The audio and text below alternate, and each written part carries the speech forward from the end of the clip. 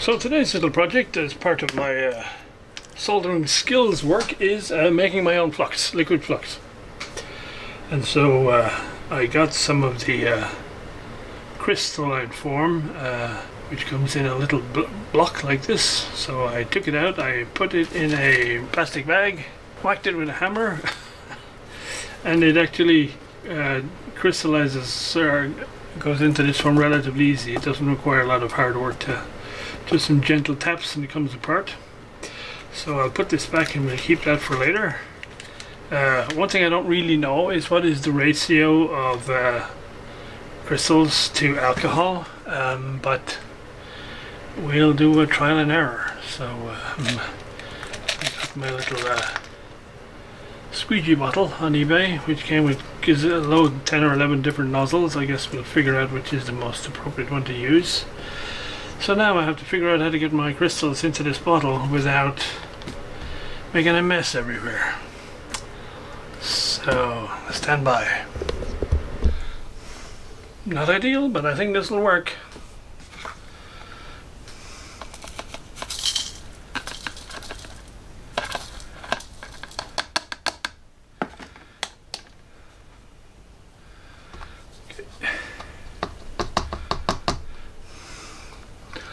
I shall have to return this to the kitchen and clean it appropriately. Right, some alcohol.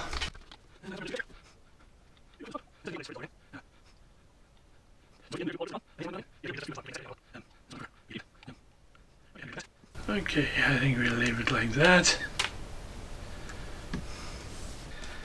And put the cap on. And there we go. I guess we'll just agitate it from time to time. Yes, I discovered on the back of this little LED board there is a whole lot of other pads and more components that you can play with. However, the ones that I'm most comfortable with are these, which are the 1206 size. It's all done in imperial, so 0805 is 0.08 inches by 0.05 inches. And so that's what all these guys are. And so they're about my limit. The 1206 I'm pretty good with. But then up here we have 0603s, and these are 8-pin quad resistor packs. You probably can't even see them on here. So I did have a go without the microscope and I thought, no, that's not going to work at all. So anyway, I've launched off the refund process with eBay to see if I can get my money back. And I have ordered another scope.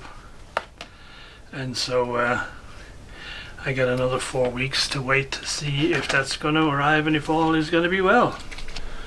So here's another one of those SMD practice boards. The 1206s, I'm pretty good at those. I can do those pretty well.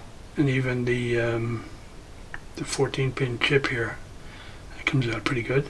In this particular kit there's space here for another one, but it's not in the kit, so I guess I don't get to practice with that. So over here we have, this circuit, as near as I can understand it, because it didn't come with a circuit diagram, but on the listing on eBay it just says, well, you solder all these resistors and diodes together, and then at the end of the chain there's an LED, and you stuff 7 to 15 volts or something in the top, and if all your resistors are chained and everything is working well, the LED will light up. So not a lot of reward for a whole lot of work. Anyway, the 0805s here, I think I can manage those because I use those on the other circuit. But the 0603s, which are these little guys here, are I think out of the question until I get a microscope. So we will carry on with these guys here, and we will see about fitting the little transistors. But the 0603s that go down here, I ain't even going to attempt those until I have a microscope. But the good news is my DIY solder works a treat, pending microscope at this stage. So a little while later, Mr. FedEx arrived earlier on and dropped off these two boxes, which I believe is the microscope. in the big one, and the LED ring light for it is in the smaller one. And so they seem to be, at least the packages are intact. Whether the contents are or not, we'll find out. So this is going to force a sort of a workshop reconfigure, because currently there's no room on my electronics bench for it, and I've been using my woodworking bench as my study center for doing my C programming of these the Arduino, etc. So I think what's going to happen is, in stages, this lot will have to, the programming lot will have to move upstairs to my sort of video editing machine, and I'll see if I can build this scope on the bench here so that I know exactly how much space I'm going to need, and then I'll go back and see if I can reconfigure the electronics bench to accommodate. This brown box on the top of the power supply here, this came some time ago, because that's actually the HD camera that goes on top of the scope. So that's what's inside the big box.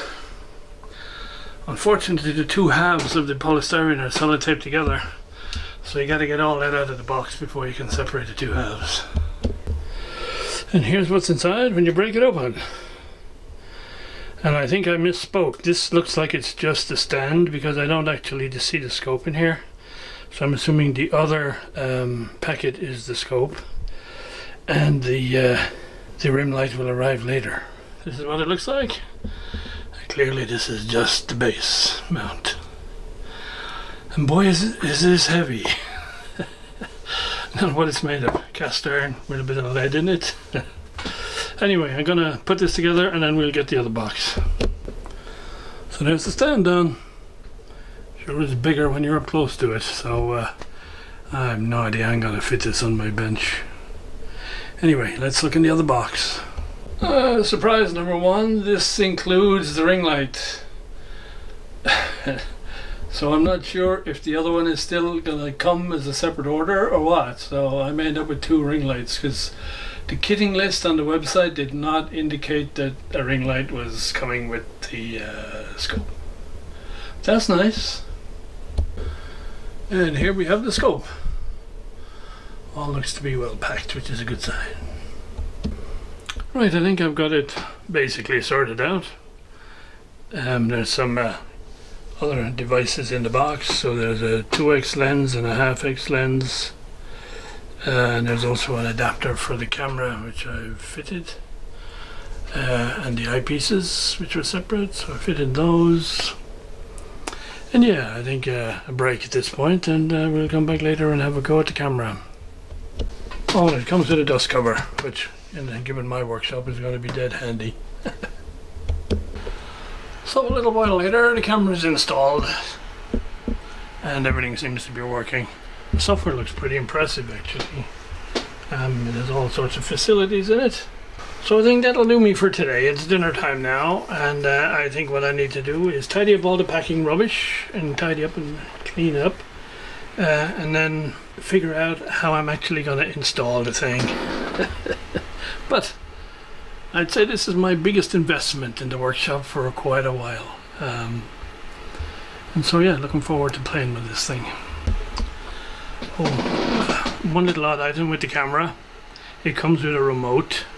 So obviously you can set it to take a snapshot or record video or whatever without having to go to the computer.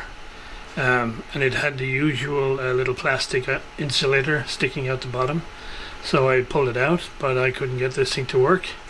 And I pulled out the battery holder. There's no battery in it. So they put an insulator in there to make sure nothing connected, but they didn't put a battery in it. So I got to figure out what battery it needs. If that's all I got to worry about, I'd say we're good. So late last night I realized that maybe I had put it together with the base reversed. And most of the photographs of it show it like this, with the curvy out bit at the back rather than at the front. And I guess it's a lot more stable that way. Although in some of the manuals it does show it the other way as well, so I think I'll leave it like this now.